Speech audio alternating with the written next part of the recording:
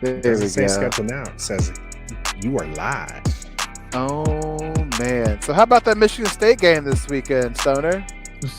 Why are you asking me about Michigan State? Hold on, I'm getting there. Nathan, how about that Oklahoma game this weekend? That's why he's Oh, asking you college. about. That's why he That's wanted the to talk setup. college. Yeah, it was the setup. It was a setup. It's all Wondering right. How you guys are feeling today? It's So okay. you probably feel a little bit better because you could. Probably I'm feeling put him great up. today. Why? I might be an OU fan, but there's a team that's above all of them, and we're gonna spend about an hour talking about them. Yeah, so let's spend this and that's 20 why more I'm feeling seconds good. talking about the Baylor Bears, baby. You can talk about the Baylor Bears all you want. Boomer Sooner in the comments already, I see. What's the Baylor?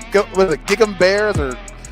What is it, like Sikkim? Scary? I think it's Sikkim. Oh, it's Sikkim, yeah. I think that's Baylor. We I don't don't even know. need to talk about any Shout of out that RG3 junk, 'cause one we're going to be talking about the Washington football team victory over the Tampa Bay Buccaneers right here on the day after reckoning. Thomas is in. Touchdown, Washington. Lofting one. He's got a man. It's McLaurin in stride. Touchdown, Washington. Hands it back. Chase Young. They're chasing him down the sideline. And Chase Young has a Washington touchdown. And he does the. That makes me laugh every time. That deserves a wow. Greetings and salutations. Welcome to the day after reckoning. It is Victory Monday. That's right. We don't even have this is day after reckoning. You can actually call into the show and voice your happiness today. We don't even have one of those banners. It's been so long since a victory. wild. The banner actually still talks about being frustrated. There we go. We do have one. Look at that. No, man. don't ever. My man Stoner took care of us. Of course, I'm Nathan Perry, and with me are our co-hosts, or my hosts. We got the Stoner. What's up, boys? I just have to say, this feels a whole lot pretty good. And I just have one thing to say. Victory Monday.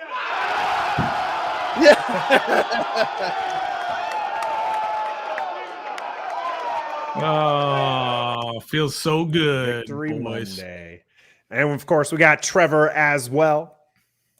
I just want to tell you guys and everybody who's listening and watching all around the world, I told you so. You did. You did. I'd say you did. You wavered a little bit at times, but you were all week. You were talking all about it. That pure optimism finally pays off. Mhm. And hey, we're happy to be here on can't this believe we Victory did Monday. We're streaming live as we normally do on the day after a Washington football team game. And of course, we stream live on Facebook, YouTube, and Twitch. We got Patrick joining us on our YouTube channel. Mama Store is also in the chat, and EP is here as well. She's on the Facebook channels. And if you want to join us, you can call into the show as well. Just DM us on Twitter or Facebook, and we'll shoot you off a link, and you can join in the revelry that is Victory Monday. We'll be putting this podcast out on the audio platforms afterwards. So wherever you get your audio podcasts, you can hear this in those formats right afterwards as well. And we are sponsored by Pacers Running for Every Run. You can check them out online or at one of their 6 stores in the Northern Virginia and DC area. They can hook them up with, you can be hooked up with the proper shoes. If you got plantar fasciitis, they can take care of you. Make sure you use the right shoes. That way walking and running does not hurt your feet. Just talk to EP about that. Her shoes have been a godsend for her feet. All right, let's get on to this Victory Monday talk. Yeah, dog. Washington dominated from start to finish and won 29-19 against Tampa Bay Buccaneers, or Tampa Bay, as people have been known to call them here. Trev, I noted you're the first person I think have called them Tampa Bay. I've heard other people this week think that they are the first, but you're the first one I've known. Thank you very much, Nathan. To call them that. But what did you think watching that game yesterday? I'm going to quote my text in the group chat yesterday. We actually look like a football team that belonged in the National Football League. I mean, we just looked so good. That was the best game I've ever seen Taylor Heineke play in his entire life. I agree. He was great.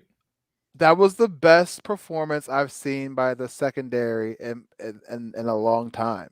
Like, complete for the whole game. I mean, we had Tom Brady rattled. Can't say that we didn't. I don't care if we put him on his butt one time and touched him one time. We had him rattled from. I mean, it doesn't. This is where hurries matter, right? People don't like to talk about it. People want to see the sacks. They want to see the box score filled up. Nah. But QB hurries matter. John Allen was in his face, and that's where those interceptions came from, is when they got pressure up the middle.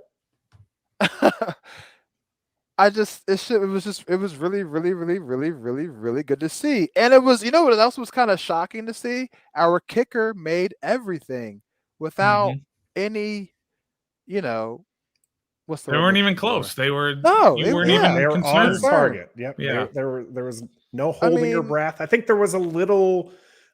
That first one, I think it kind of had that like curve to it. But outside of that, it was nice too. It was a nice draw. Yeah, it came in nice. Now, I'm not gonna lie. The whole game, I was like, "We are playing Tom Brady. This ain't over yet." Sure. Oh, the fact that there was after the first quarter, after 2 interceptions in the game was, it's a 10-point game. I was just like, this isn't good. After Terry left the field, after Chase Young left the field, I tweeted this out. I said, this is like the Seattle playoff game when RG3 went down.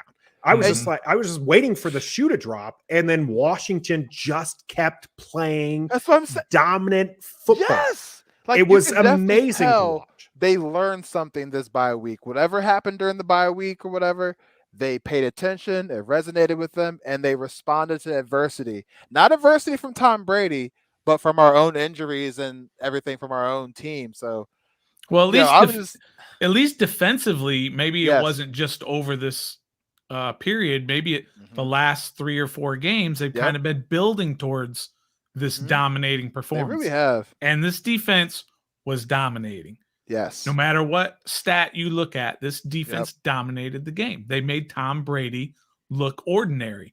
Taylor Heineke outplayed Tom Brady again. And that you can almost never say something like that again. But you can't say a Washington quarterback is outplaying Tom Brady no matter who's back there. Yeah, exactly.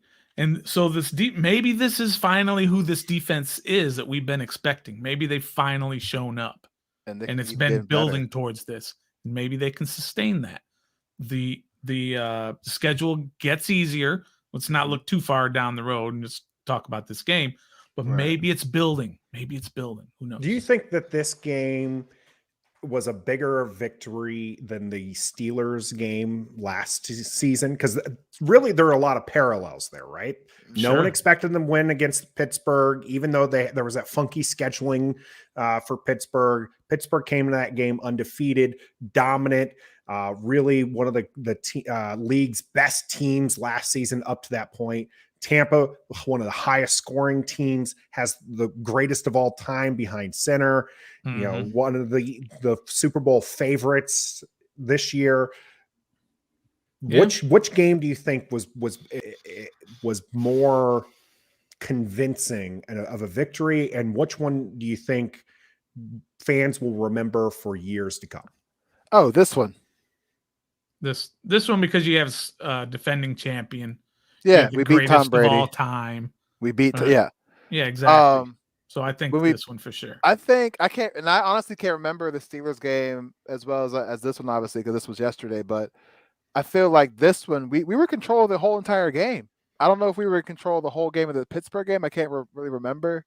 But this game, we were in control from kickoff to the victory formation.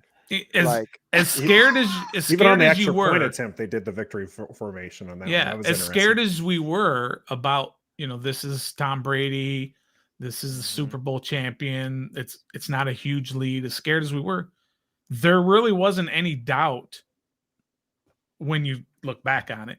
There was no doubt that from beginning of the game to the end of the game, Washington outplayed them in every facet. Washington was in control. I wouldn't say that there wasn't any doubt. I think there was a lot of doubt. Well, there was a doubt because we're fans. We're fans. And there's years of abuse there where Washington fans are like, they're, again, waiting for that shoe to drop. We're both coming off of a bye, too. My bad. No, it's good. And that gives Tom Brady extra weeks to beat Tom Brady, and he looked like he... I agree. This game by far the more dominant of the two. If you look back at the Steelers game from last year, I think the most memorable part of that was probably it was kind of Chase's, coming out game, right? Like that was one where it was really his dominant performance that really won them the game. The defense really kind of held them in and won that game. The offense was nowhere to be seen. This one, the offense was a key contributor to the fact that they won. That last drive with 10 minutes that they held the ball. They didn't. And you know what else makes me happy? Or the touchdown instead of going for the field goal. And do you see what happens when you distribute the ball to other people besides Terry McLaurin? Good things. Adam Humphries, his only catch of the game was the most important catch of any receiver besides the touchdown that we had in the game. 5-yard catch. I think the McLaurin one. I think the McLaurin one. Oh yeah, that was a good one too. The one after, he got rocked right after that. Yeah, you're right. But you're right. That was a huge play. Huge. That he had to dive for, catch it, control it, like it was stay in bounds. Yep. Yeah, that was a huge play. So Trev, ask me. I'm going to give grades. Okay. For each position, go like quarterback, running back. Go ask me. Okay. Quick. We'll do it quick. Ready, go. Ask you? Yeah. Yep. Ask me like each position group. Linebackers. A. Running backs. A. Offensive line. A. Safeties. A. Cornerbacks. A. You're right. Wide receivers. QBs. Defensive line. A. Wide receiver. Water boy. Did they do Ron Rivera? Did they do anything wrong? They had two like really super minor things, which was Kendall Fuller got burned on the touchdown. Yeah, they had legit gripe. They had a legit gripe. That was a great move. Gripe to that. It was a great move. Big boy pants on, bro. Big boy pants. That's right. That was a great move. I mean, if Terry McLaurin did that, somebody had a nerve to sit up there and demonstrate the referee. I was like, "Are you kidding me?" I'm actually surprised he didn't they didn't warn him about that because he was probably like, "Look, can I just touch you real quick? Let me just show you." Yeah, he probably quick, did. Please. He probably did. I'm like, Kendall, bro. Mike Evans is a giant. It don't matter what he's doing. He's going. Yeah. If I go ahead. Yeah. And then the other thing was probably the penalty on William Jackson. Right before the end of the first half, they gave him an untimed down. And if we want to be nitpicky, I can add one more. All right. Because we caught a break. That Taylor Heineke underthrow that was almost picked by Jordan Whitehead and DeAndre Carter caught the tip. That was close. Yeah, but that didn't go wrong. I know it didn't, but if it was a pick, that could have been a whole. And probably the Dax Milne fumble. That was obviously a big one too, right? That could have changed everything. That looked like another drive that was going to be a nice long drive. They were going to score points, and Dax Milne, we did it. Tampa looked like Washington. Washington looked like Tampa. Washington got all the breaks, like you said, that tipped pass that DeAndre Carter ended up the free 5 yards right before the 2-minute warning. The missed extra point by the Tampa Bay kicker, which was huge. I know what that's like. They had two offsides on that last drive. One went from like a 3rd and 7 to a 3rd and 2. Then the other one was a first down because it was like 3rd and 1 right before the 2-minute warning when everybody on the planet, you, me, everybody knew they were not going to snap that ball. EP was yelling, one guy, snap the ball. It's like, they're not going to snap the ball. And then that guy jumped, and I was just like, oh my goodness. What are we doing? The best Tom Brady at his own game. You had a pass that went right into the guy's hands. I don't remember who it was, if it was Godwin or whoever it was, went right into his hands, and he just kind of threw it up in the air. And he got the pick. Cam Curl with that hit. Every break went our way. The John Bates fumble that ended up not being a fumble because he barely touched his elbow just before his whole wrist was on the ground. Well, that's what. But I mean, Yeah, because before that he got up and tried to run and fumbled that joint. Every break went our way. Everything. They almost, did all almost the dumb Kendall stuff. Fuller with an almost interception. Too. Yeah, that was a bro, break that I was saw, hoping for. I was hoping for that one. Tampa did everything wrong. They had all the dumb plays except for Devin White. I mean, Devin White's a beast. I mean, he's just an absolute beast, legit player. And you know what's the funny thing? He's who we hope that Jamin Davis. We did this for sure. essentially without Chase Young and Montez Sweat. He did it without a lot of guys. I'm not knocking them, but if you look at last year's defense, this was kind of the same thing. They did this without, this was Jeremy Reeves last year, right? Yeah, you're right. Without when Landon Collins went down, they had a bunch of no-name guys. guys. That's what I want to say. And have you noticed that nobody says Landon Collins sucks since he's gotten his new position? Right. He's a safety. He's thriving, bro. He's a safety.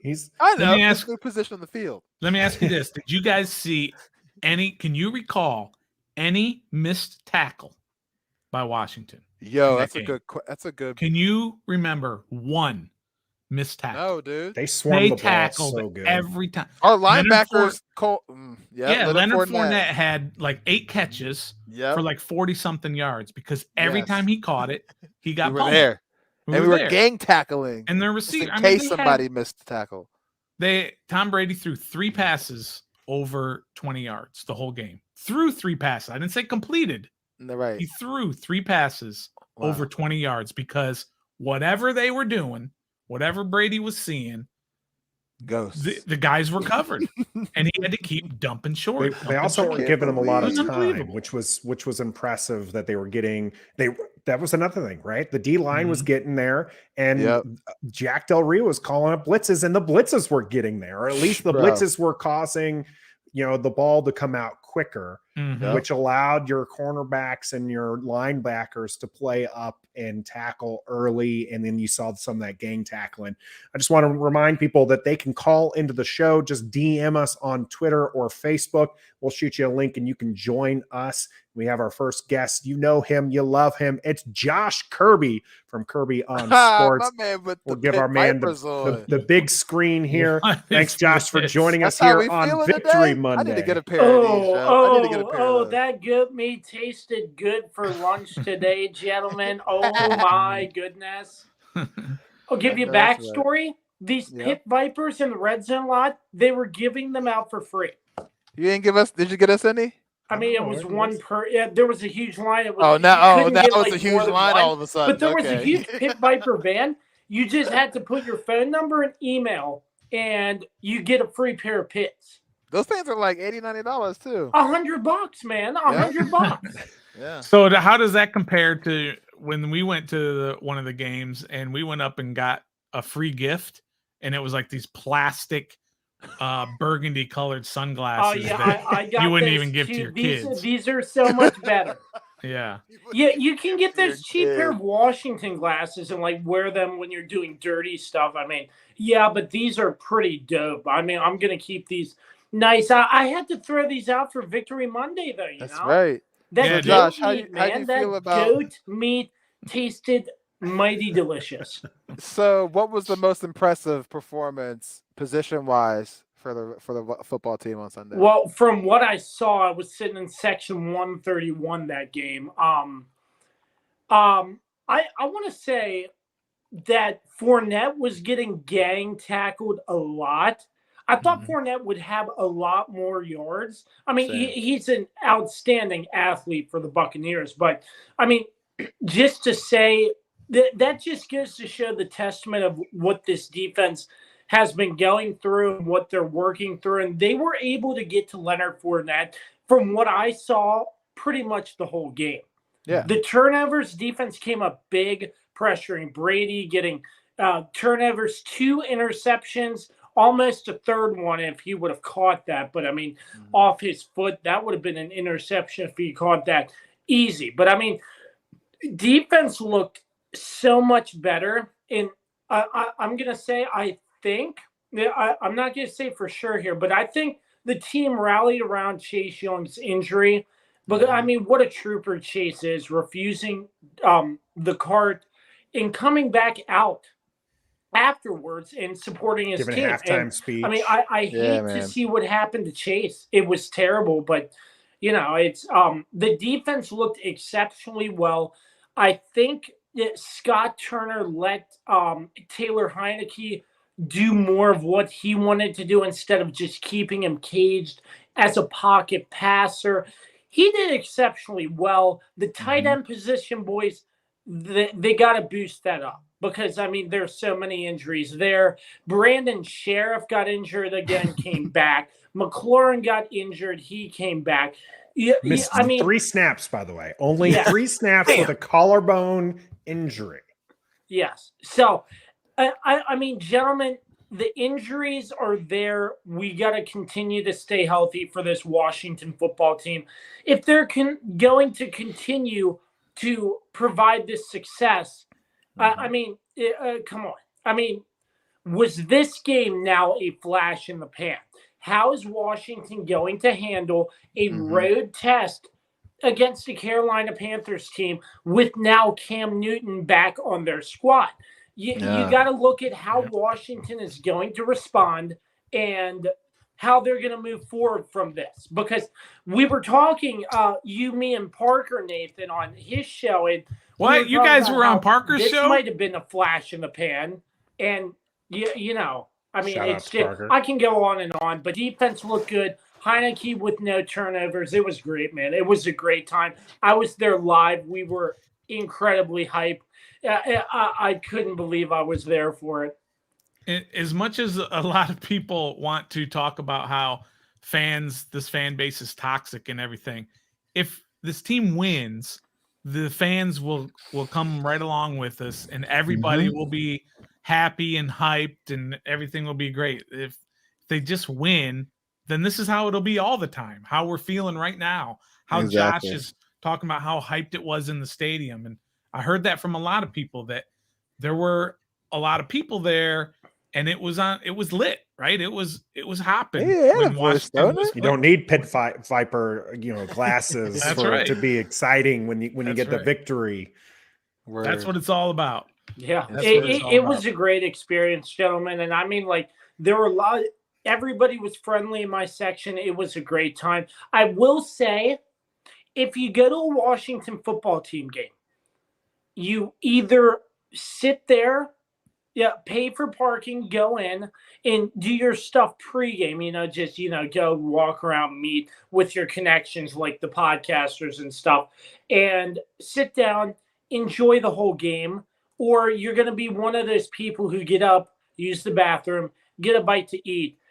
Gentlemen, the lines are ridiculously long. I saw that. And, I just got up and stressed my legs. But, I mean, like, you're missing between a quarter to a quarter and a half to get food and a drink. Yes. And that's crazy. Yeah. Could you imagine? I forget who tweeted this out. I think it might have been Josh Taylor. Tweeted this one out. He was like, "Could you imagine being a Tampa Bay fan? You come up to this game, to watch your team and Tom Brady, but you come into the worst stadium." And then you come out for a guaranteed win and you lose. That's got to be. And you stand in line for an hour. You miss half the game because you're trying to get a $10 nachos, which is just like the worst stadium nachos you can think of. Well, Josh, we appreciate you jumping on here on the day after Reckoning. You can catch Josh, as you can see it there, Kirby on sports.com. Nathan, just one more thing. If you want to make a podcast about how to enjoy a football game at FedEx Field, let me know, because I'm the expert on everything. How to save your money and stuff. I know everything. Oh, God. All right. We'll have to check that out, Josh. All right. Appreciate you. Thank you, Josh. The stadium experience is awful. I do wish that the Perry clan would have been able to attend. Unfortunately, we weren't able to go. And EP calling herself out here.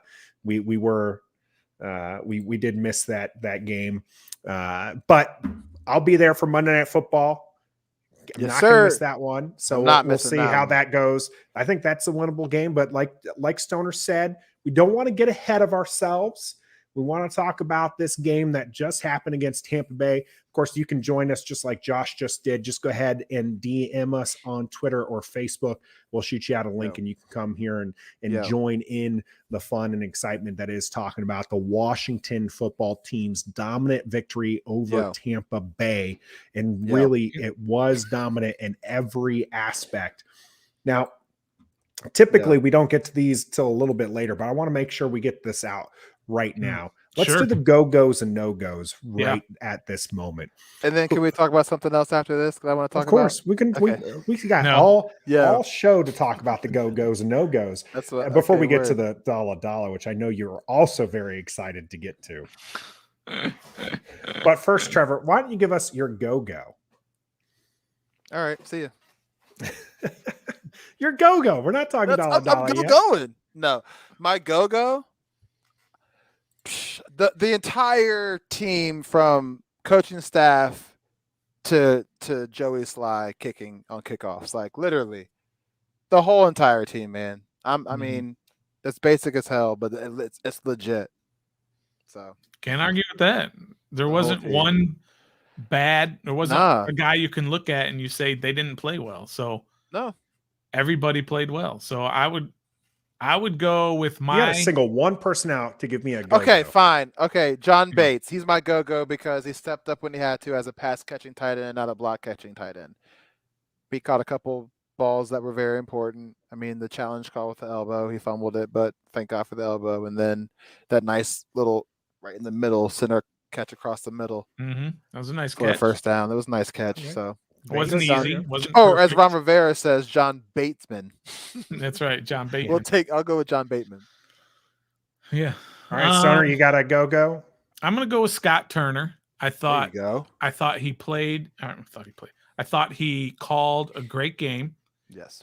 They were not successful in the first half on the run, but he did not go away from it. He kept stuck to it. Going. He stuck to it, and they had 34 rushes and 32 passes. Wow, that's a balance. That's kind of what you want, right? Yes. That's what you want, even if it's not working great. I think it was Brandon Staley, right? Is that his name? The coach of the Chargers? Mm-hmm. Yeah. He had this press conference or whatever, and someone asked him about it. You don't have to necessarily be successful running the ball, but you have to keep doing it because defensive linemen don't like to be attacked on a play, right? They like to do the attacking. So when a guy's going back to pass, the offensive lineman backs up, right? Yeah. To protect, and the defense can attack. They don't like to just be constantly pounded on the whole game. So even if it's not successful, you're still wearing those guys down for the later in the game. They talked about that on the broadcast, right? Those 4-yard runs turn into 9-yard runs. They did. And they did late in the game. They really did. And we did have a question from EP here. As Jarrett Patterson not seeing the field more, and really I think it was just we have a healthy bro, get over it. We have he came back healthy. The shin wasn't bothering him. He's Gibson a rookie. Looked good.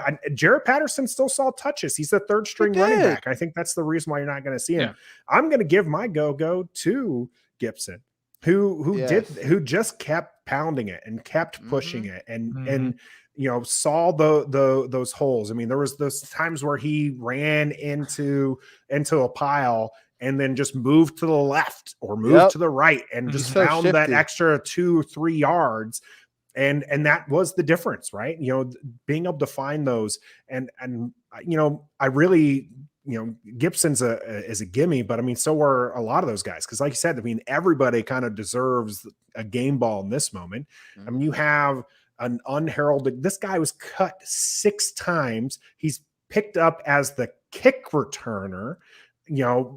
At the beginning of the year, we talked about him on this podcast as if he was going to get cut, but DeAndre Carter looks like the number 2 receiver, giving some people flashbacks to like Santana Moss type looks. Banks.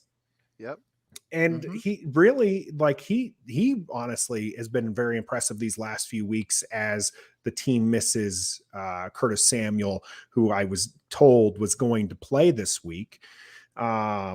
but there's no number 2. And so he's stepping up and he's playing that role. And so this has just been an all-around team win, but I'm going to give it to Gibson, who just kept pounding and pounding and just able to see the field. And remember really that first touchdown he had was he wasn't in O-line originally. O-line push. Yeah, but he kept his feet. He kept pushing his feet, and the O-line helped him get over that goal line. He's also got giant legs, bro. Yeah, he's big. That's why he's a running back and not a receiver, because he's kind of too big to be a receiver like that. But again, they did everything. Their bubble screens were working. That's what I was going to say. Like, Taylor threw those have never great worked. Screens. No, the one memorable one where it didn't was just this amazing athletic play by Tampa Bay. Where he just oh my goodness, that guy jumped he jumped the snap count. He came out of nowhere, and Taylor Heineke was lucky that he was throwing that ball so high that all it was swatted, because that easily could have just been picked off and ran back for an easy 6 points. Because that was just an amazing athletic play by the Tampa Bay player there, whose name escapes me at this point. Yeah, I don't remember who it was. I think it was Michael Edwards. The game dominating fashion.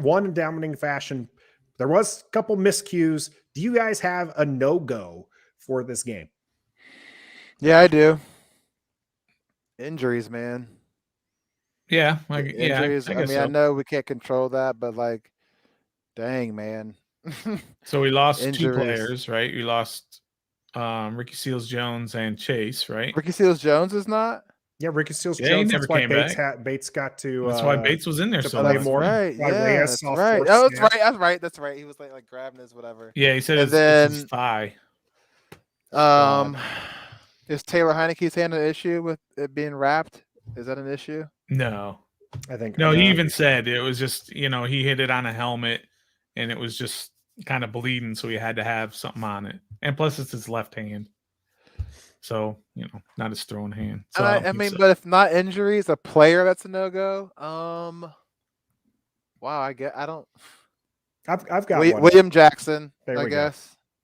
I mean, he had one bad play. Just for that, yeah, I know. I that's enough on a dominating win. That's enough to earn you a no-go. I guess so. Yeah, I guess. Right? So. I mean, that's a pretty dumb move. It's a dumb. Yeah, it's no matter for winning or losing. Why would you just grab? You gifted 3 points to the opposing players. Yeah. Again, the 3 points ended up not mattering, but it's a dumb penalty to grab the face mask. Period. Yes. It's an even dumber one when all you need to do is push or walk the guy out of bounds. You don't even need to push him out of bounds. Or let go. Watch him. Once you know you're grabbing it, let go. Why you continue to hold on and pull him down? Yeah. So it was a dumb play. He's easily my no-go for this game. Stoner, you got one? Nathan. Well, I remember after the Bills game, and we were doing the go-goes and no-goes, and you asked me my go-goes, and I didn't say anything because there was nothing good about it, right? Here's your no-go. Same thing with the no-goes. Mm-hmm. He asked me what my no-goes are, and I'm not even Dax Milne for a fumble. I mean, yeah, that wasn't great, and I think that was his only catch of the whole game, and then he fumbles it. But what do you expect? He's wide receiver 7.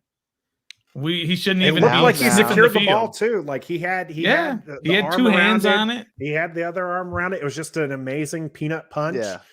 It's like when Bates fumbled, although it turned out it wasn't a fumble, but he's tight end 3, and then Dax Milne fumbles. He's wide receiver 7. These guys should not be even sniffing out there. They should not even be sniffing the field, but because of injuries, they have to. Whiffed on a block. I don't know if you guys saw that. Yeah, I saw that joint. He whiffed on a block pretty bad. It looked about as bad as that Tebow whiff from preseason. I was just like, ooh, I was like, that's not out of here. He came back, he redeemed himself, but he definitely went to block this way, and the guy just went right around him. I was just like he was doing an elevated push-up from really Tyler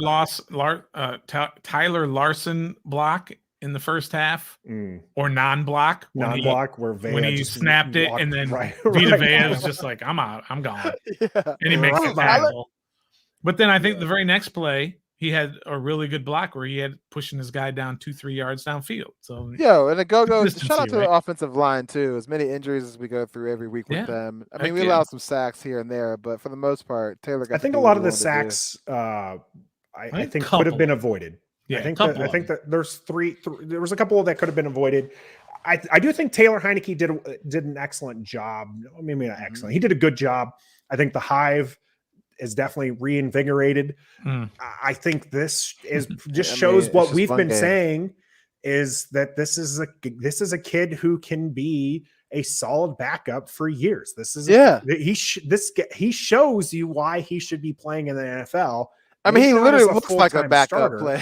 This is Colt McCoy, guys. This is what he is, and he's gonna win games from time to time, and that's good. And you want players like this on your team, and I'm okay that this. I was one of the ones who was calling for Kyle Allen to play, and it's because I want to see Taylor Heineke string some of these games together. Okay, that's what we need to start seeing is that consistency. And that's what we're talking about for this particular game. Dominant win as it is, do you think that Washington can string a few of these, maybe not dominant wins, but at least competent football play up to their potential? Continue to do that? Can they do that? Well, they played how many games? 9? Right? They're 3-6. They've played 9 games. So for 8 of the games, they have not, and 1 they have. So, I mean, if you just do it by math, then I don't think they're going to continue to do it. But hopefully it's a progression thing rather than just an outlier thing. Hopefully they've been working towards this. Well, I agree with you, Stoner, and we've pretty much faced the best quarterbacks in the league already. I mean, all we have left is Dak twice and Russell Wilson. Yeah, maybe Russell Wilson, but Russell looked really bad last night, like really bad. To be fair, Green Bay's team, despite the fact that it's being coached by Joe Barry, has looked good the last 4 weeks. Yeah, they looked good against Washington, and they're getting pieces back. But just based on the game yesterday and the schedule we have left, I think we can win some more games because during the bye, a lot of reports and tweets were saying that Washington has like 2 winnable games left after the bye and this and that, but they didn't count Tampa Bay as one of them. So now that's one of them. I think we can win. Like, I think we can beat Seattle. I definitely think we can beat the Raiders. They looked like the Raiders. Well, the Raiders are in trouble. Yeah. Like before the whole drama and everything, they looked pretty decent this year, but now they just look back to what they normally been. And then, like I said, the division, man, our division is up in the air. Yeah. Philly looked good yesterday. The Giants coming back. Dallas, I know it was Atlanta, but good Lord, Dallas. So did Giants win the game before the break too? I can't remember. Yeah, I think so. Yeah. Yeah. So the division's playing a lot better. Yeah. So based off of the game yesterday, yes, if we string more games along like that, but it's going to be kind of hard now because I think yesterday when you saw Chase go down, now you're playing off of adrenaline, but now we have to fully game plan with what we have and see if they can, it's going to be different. Now you're going to see Shaka Tony and what's the other guy's name? Butimi or Barimi. Shout out Casey Tuhill. Oh, Rotimi, yeah. So unless they go and sign somebody off the street, but I don't see that happening. So now it's a true test. Cam's back. It's going to be drama. I don't think Cam being back's not the part for Carolina. I know we're going to talk about Wednesday Wednesday, but a little teaser for that.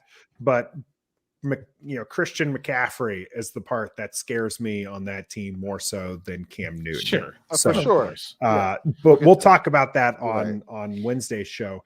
As far as the consistency, the team's 3-6, so they haven't exactly shown that they can be consistent. I do think the defense these last few games has shown that they are looking a lot better. I mean, that Chiefs game, they did give up 31 points, but holding the Packers to 24, and realistically, that was actually really good. I think fairly decent defensive play against Aaron Rodgers, holding the Broncos to 17, and then the Buccaneers to 19. Remember, this is a Buccaneers team that was dominating defenses up to this point. I mean, they did kind of the league in passing. They struggled against the Saints, but that was supposed to be, a fluke, but they Washington's defense held its own. I do think the defensive side of the ball, I've been saying it for weeks, has been improving. And I do think that side has been getting consistent. I think Scott Turner has been calling good games. I think this is the first time that the offensive players executed that offense well enough to win a game. And that's the part where I want to see the team have that consistency a little bit more, spreading the ball around, right, Trevor? That's what you like to talk about. Oh yeah, Terry McLaurin's not the only receiver out there. No, I mean, think give him Carter his targets. Good. Cam Sims sighting this game. You got to see him back. Adam that was Humphries. Nice to see. Dax Adam Milne. Humphries, I'm not giving up on Dax. He's a great route runner. He's got great hands. He just needs to get stronger with the ball in his hands. That's all it is. Work on those forearms. Yeah, and get biceps. the curls going, baby. So, hey, Trev, I got a question. What up? All right. Yes, sir. Or not a question, but this is a text exchange I had with my dad yesterday. Okay. He said, did I see right for Washington football team? He's asking me. And I said, yep, big win. He said, did Brady play? I said, sure did. He said, how about your QB? I said, he played very well. And then his comment is, I have to hear what Trevor thinks of him now. He knows that Trevor hates Taylor Heineke. Pops, here you go. If you're listening or watching, whatever, I am not on the Taylor Heineke hive. I'm not on the bandwagon, but I will keep it real. He played lights out. I mean, he played lights out yesterday. It's the best he's ever looked. He was smart with the football. His accuracy was better. His balls were lower than they were in the passing game. So it was just glad he lowered his balls. He lowered his balls. He took command of the offense. Got the cadence down to draw people out. Like he just. Oh yeah, what was with the huts out there? Bro, he looked like an NFL starting quarterback at times, but at times he did look like a backup. But man, those throws, man, one game. Sometimes they take forever. I know, because they float out. Oh my god, you float out. Yes, they're ducks. I tell you one thing that was actually really impressive to me was his pocket awareness was I think up there. I mean, he held on the ball a little longer than on a couple times, but his ability to sit there and just dodge, and he does this duck move. Now he's going to throw out his back. At some point in time when he's like 30 years old, he's not going to be able to do that duck move anymore that he does. But he was dodging those players that were trying to come at him high, and he was able to get out of those situations. I do agree, Trev. There was that one time I was just yelling at the screen, just throw away the ball. You got away from the sack. Yeah. You have three guys charging on you. Just throw the ball. You're out of the pocket. At that point, all you have to do is just throw the ball past the line of scrimmage. And I know his arm strength's not the greatest. So just throw it. But just literally toss it out of bounds somewhere past the line of scrimmage at that point. And I want to shout out Terry McLaurin. That kid is one. I saw the team tweeted out, tougher than a $2 steak. He took some shots.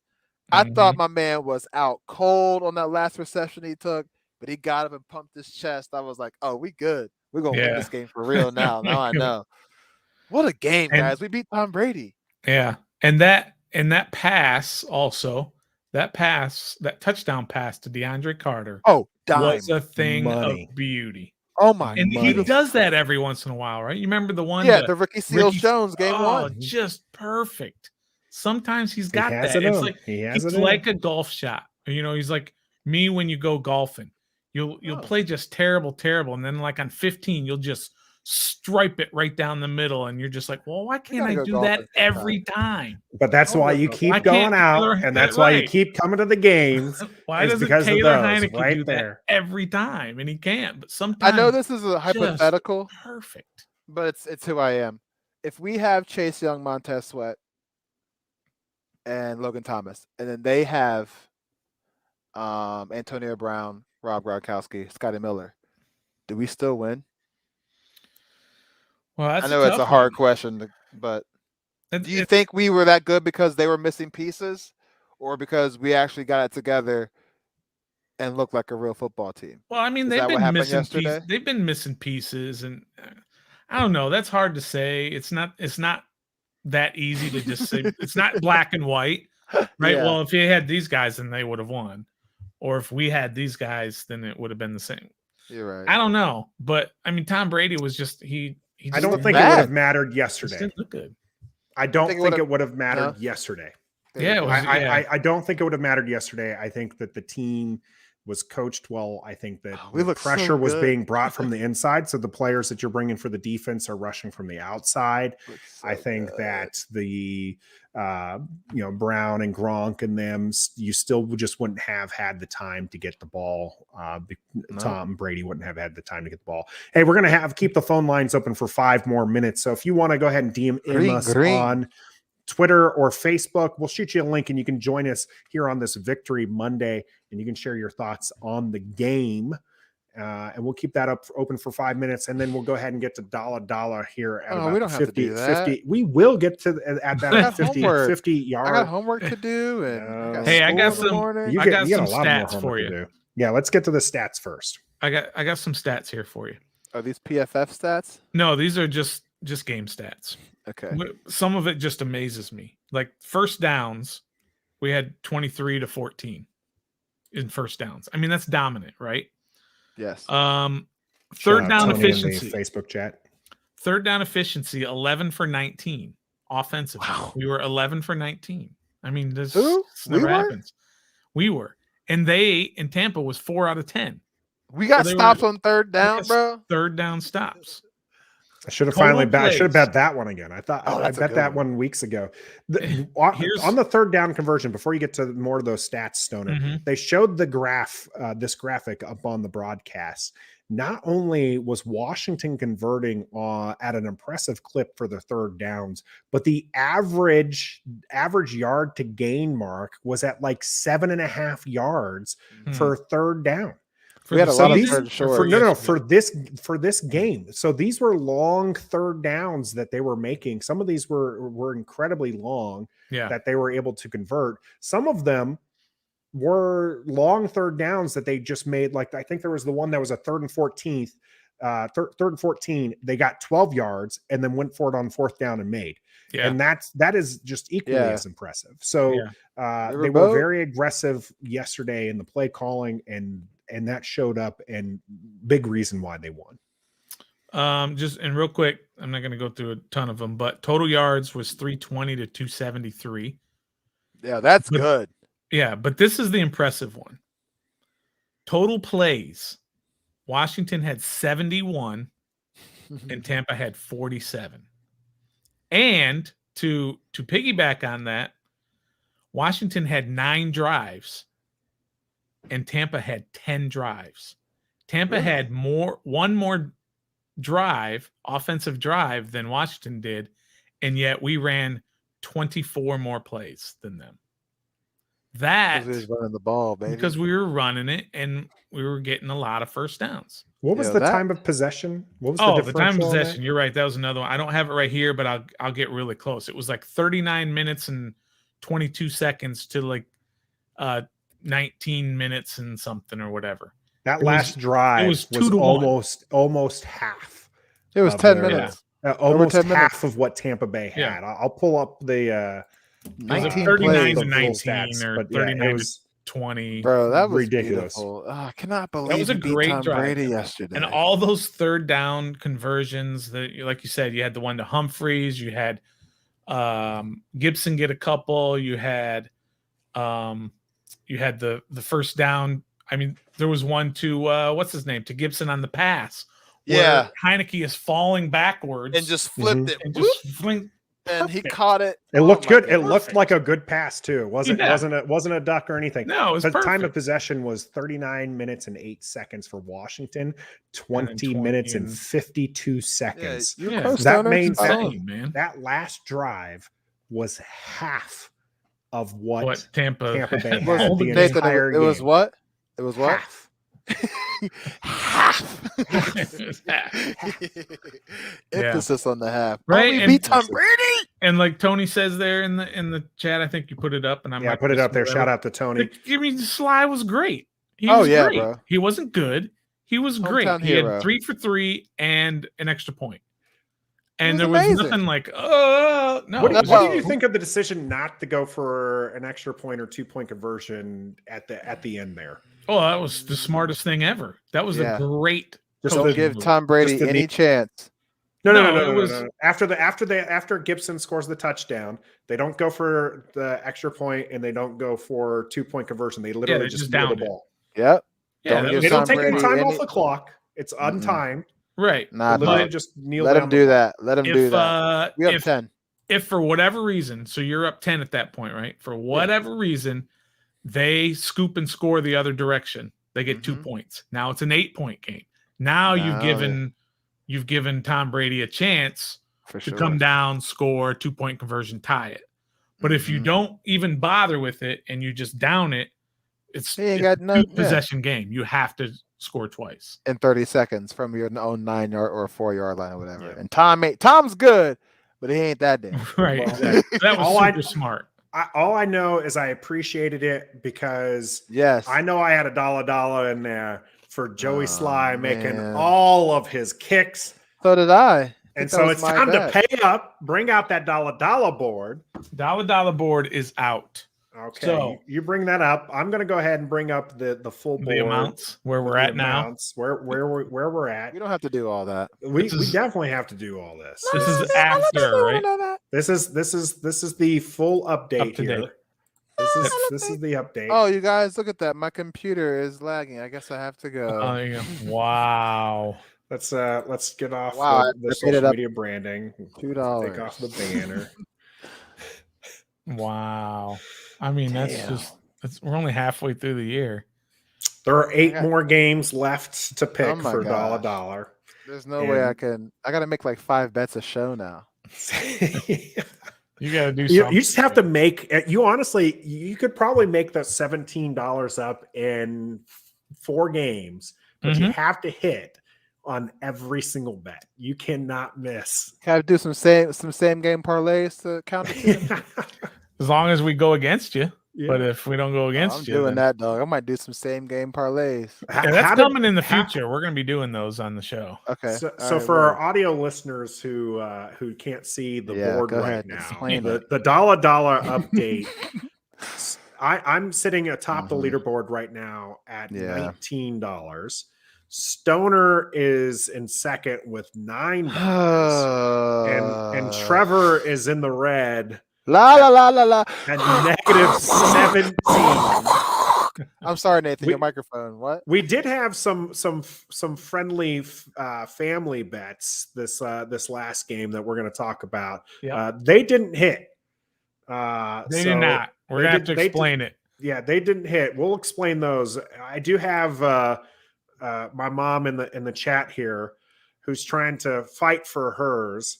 Guys, since the score was worth 4 touchdowns, I believe I should win my $1. That's not how it works. No. They have to score 4 touchdowns. You said 4 touchdowns. Sorry, Mom. You didn't say 4 touchdowns worth of points. Yeah. So had to explain that one to her over the weekend, where she was just like, she sends me the text, 4 TDs. I'm like, no, it's 29 points. It was 3 touchdowns, 3 field goals, 2 extra points.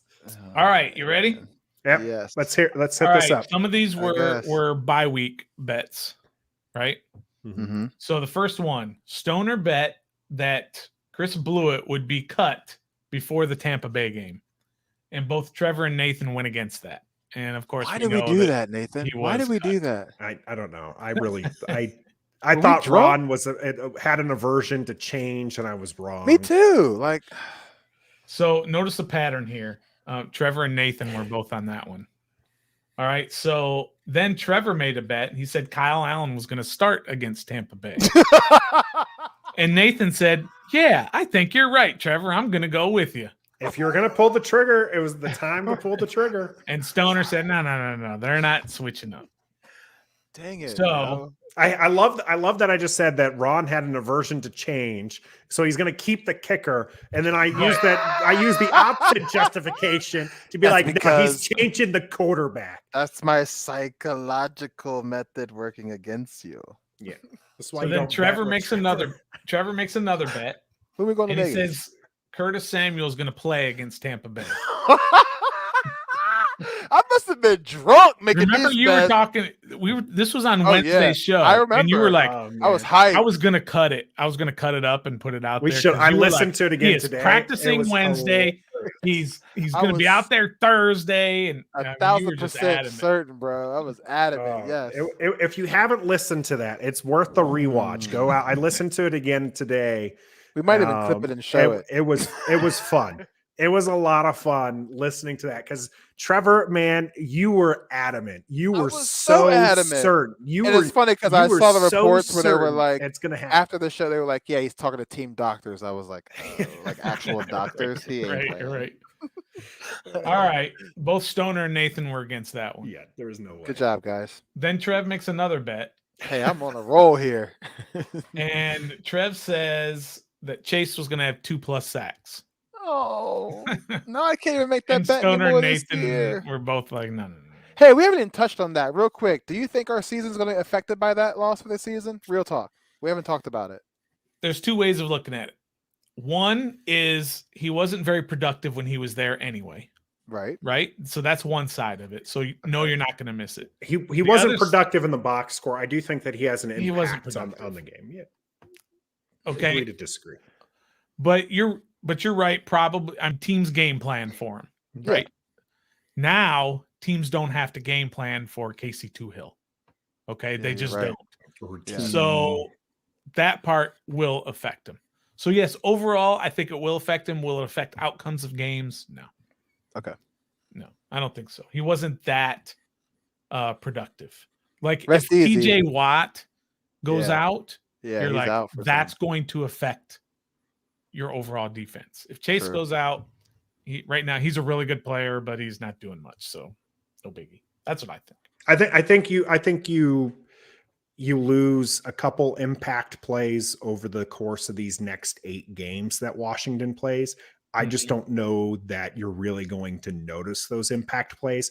Like think about some of the plays that this season that he did right against Denver, where he made an impact play. They got the ball back. They didn't end up scoring and it didn't end up mattering, but that was an impact play. I think you miss out on probably two, maybe 3 max in these next 8 games of those.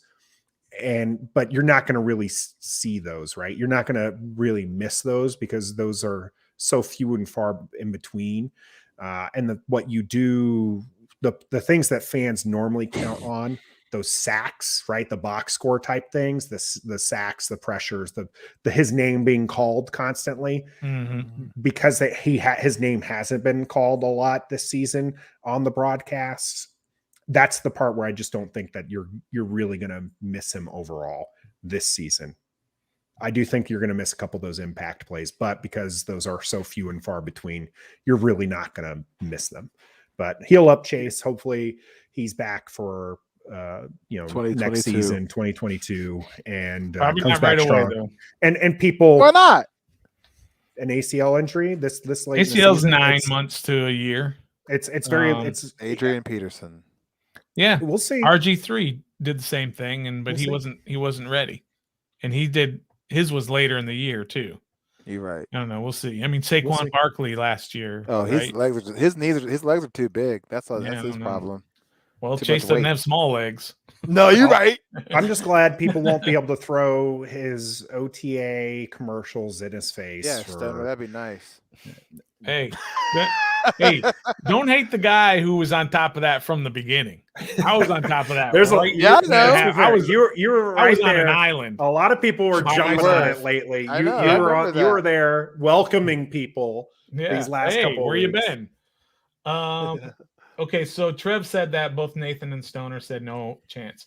Next one is Nathan, EP, and Stoner all said Jared Patterson was going to get a touchdown. And Trev was the only one that said no. So Trev, I didn't know that you jumped on that one, Stoner. Yeah, all three of us were on that. Yeah, I really thought he was going to see more touches. I thought he was too. Nah, dog, they ran the ball 35 times. Yeah, they definitely they committed to the run. AG's healthy. McKinnon's I guess healthy. that's probably it because he was much more healthy. Them. Yeah, we had a bye week. We didn't need Jared Patterson. I can't wait till he finally scores so EP can shut up. Trevor and Nathan both said Sly would make all his kicks, and I was the only one that went against that. So, why would you go against that? Well, I just Joe for the averages. For the action. My man Jack got a beard, looks nothing like a kicker. Had a tackle too, didn't he? He did. He's got wheels, bro. He's got wheels. Way to kick me when I'm down, Stoner. Mama Perry said Washington football team will score 4 touchdowns. Stoner, Nathan, and Trev all said no. 4 touchdowns, not 4 touchdowns worth of points. Yep. How many touchdowns did we score? 3. 3 touchdowns. 2 that was close, Mama Perry. Close. Yeah, she says can't hurt a girl for trying. No, we can't. But you can't get your dollar for that either. Here's one I thought. I thought for sure we were gonna win. It's so cold. But sure enough, Trevor had to jump on it, so that's probably why I lost. You know me. I said Heineke was gonna have Heineke was gonna have 2+ turnovers, and he had 0. I know. And Nathan said no. Bro, so every time we got into the red zone and he lined up shotgun and sent somebody in motion, I was like, he about to throw a pick. Here it comes. Honestly, I thought I made the bet this time. I forgot to look this one up. I thought I said that he was going to have 0 turnovers. And that was the bet that I hit on. I forgot that it was actually you guys thinking that he was going to be a turnover machine. Yeah. And I was like, nah, I thought it was. Happen. Here's the only bet that Nathan actually made. Oh, okay. All the others jumped one side or the other. See, we're gonna have to Hey, remember when we had our little conversation? Then we finally guilted him into making a bet. Go ahead. Yeah, have your little conversation there. I'm just going to show people the board again. Go ahead. So his bet was that Washington football team defense would force at least 2 turnovers. That's right. And I waited until Trev picked a side, and he picked Nathan's side. Yeah, so we got that one right, and I went the other one just because. See, bro, went that one side. Trev had me worried for a moment there. Trev had me worried that I'm not as bad as you think. So for the week, though, I think Nathan was up 3, I was up 2, Trev was down 2. And then EP and Mama Perry were each down. I suck at gambling, bro. We don't do dollar for this, but the scores we had was Nathan had 38-17 Tampa. I had 31-7 Tampa, and Trev had 34-31 Washington football team. He's the only one that picked Washington. I did. So you were right there. Washington football team. That counts for $5 at least, guys. Come on. Well, if that's the case, you'd be down even further from your other picks. For the 6 games that you picked Washington and they lost, it wouldn't have gone well for you. You're right. Tony says if Taylor Heineke only played Tampa every game, he'd be elite. He definitely looked the role against Tampa. We'll have to see if he's going to look the role for the next 8 games. They play Carolina coming up this week in Carolina. Cam Newton is back in town. You'll have to catch our thoughts on that one come Wednesday. Yes, Trevor is I'm so happy. I know it's almost over, but I have one last question to see if I can get this right. Out of the game yesterday, what shocked you the most that you didn't expect to happen? How well Taylor Heineke played or how well our defense played against Tom Brady? Which one do you think was the more... To kind of flip it a little bit, as how poorly Tom Brady played. Whether that was the defense on our side that played well, or he just didn't play. I mean, he was terrible. He looked terrible. I've been pretty high on our defense and thinking that they've been trending upwards, but I'd have to say that like Taylor Heineke, even though I've been pretty hard on him as well. He's put together solid games before, like solid moments. And this is definitely by far his overall best product. But I mean, he's also thrown 300 yards and 3 touchdowns, right? Against but it was ugly. Giants, whatnot. Yeah. But it looked ugly. This one, it's actually been the most competent, but the defense being able to actually continually keep Tampa Bay down that way. Like you just expected that touchdown against Mike Fuller. Evans, like, bro. Yeah, like you here he expected comes. to see that over and over and over again. You just didn't happen. I expected to see, tight ends free running in the middle of the field and just dominating. So the fact that never came to fruition was nice for once. So and by the way, to see that. You're going to be pleasantly surprised, I think, by the play of James Smith-Williams. I think the dude's a baller. Beast. I think he's a baller, and I think we're gonna watch him, and we're gonna say these crazy words. We're gonna say, "Why can't Chase do that?" We're gonna say that. We're gonna say that a couple of games. He's a baller. I watch Stoner. I knew he had a bombshell in him tonight. I didn't know when it was coming. There we go. No, I got a bombshell still. When we start promoting what's coming up, I got a bombshell. Well, let's go ahead and promote what's coming up. So this Wednesday will be our normal show. So you can catch that again, 7 p.m. on Wednesday, Facebook, YouTube, and Twitch. And then on Friday, guys, what's coming up on Friday? Well, what's up? What's up? As I don't know if anybody has known or listened, but After the Whistle, a segment of Ref the District podcast where we talk to people in the sports world outside of the sports world. We've released our first episode of our 4-part series on the Washington football team investigation on their scandal. The first episode was called Toxic Environment. Go to our channel, check that out. It's about a 10-minute clip. We interviewed 4 women involved, Emily Applegate, Ana Nunez, Rachel Ingleson, and Megan Imbert. So this Friday, we're dropping episode 2 in Stoner. And Stoner, episode 2 is called the Wilkinson. You have to do this every time. Yeah, dude. So the Wilkinson Report. Okay, where we talk about what led up to the Wilkinson report and also what the ladies think of the report. For our audio listeners, he's using air quotes around report. And for you to find out why, go ahead and watch that After the Whistle. That'll be coming out Friday. Yep. So episode 2. Episode 2 of No Voice Goes Unheard. You can catch episode 1 out on our YouTube channel or your favorite audio platform, wherever you listen to your podcast, whether or not that be Apple, Google, Amazon, Spotify. We got you covered. We appreciate you wherever you listen to us. Just make sure that you like, subscribe, support our channel wherever you can find. We are also sponsored by Pacers Running. For every run, they have you covered, whether or not that's in one of their 6 building stores in Northern Virginia or DC. They have you covered. You can go in and get yourself a pair of shoes or running equipment.